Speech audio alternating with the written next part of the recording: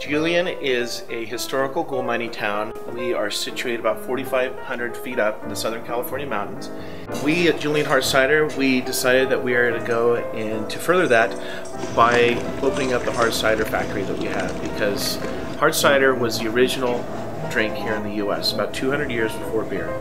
And everything we do is old school. Our recipe's from 1670. Everything we do is handmade, handcrafted, kind of, like we did here with the bar.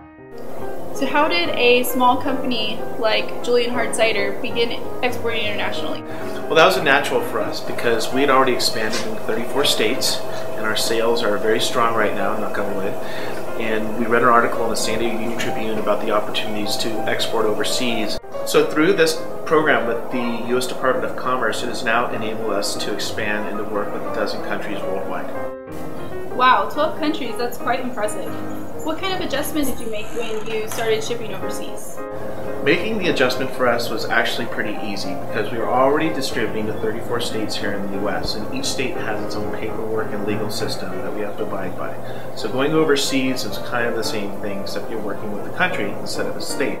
Second, we had to really consider the logistics involved, which actually wasn't as daunting a task as we thought. We worked with the different shipping companies. We started to combine loads with other brewers in the area, and I actually had to go online and dig a lot of these companies up.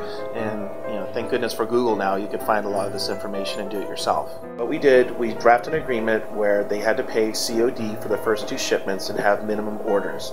And that way they'd go and wire the money to us, and they can establish some credit, and that way we can move to terms at a later date.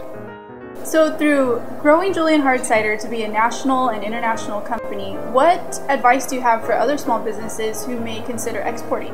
My advice is to go for it. There's no reason not to. It's one of the best things that we ever did. You have tons of resources out there. You have tons of support from the U.S. Department of Commerce to the Small Business Development Center. Everybody's there to help you, to enable you to succeed. So what you're saying is don't hold back and just do it. Exactly. It's nothing that a small business or an entrepreneur hasn't done already. The best part is you're not reinventing yourself. All that you're doing is you're taking something that's already working for you overseas to another market that wants your product. Paul, thank you so much for having us here at Julian Hard Cider. We wish you the best of luck in your exporting ventures. It's been our pleasure, Katie, and cheers to small businesses. That's my exporting story. Where will your next customer come from?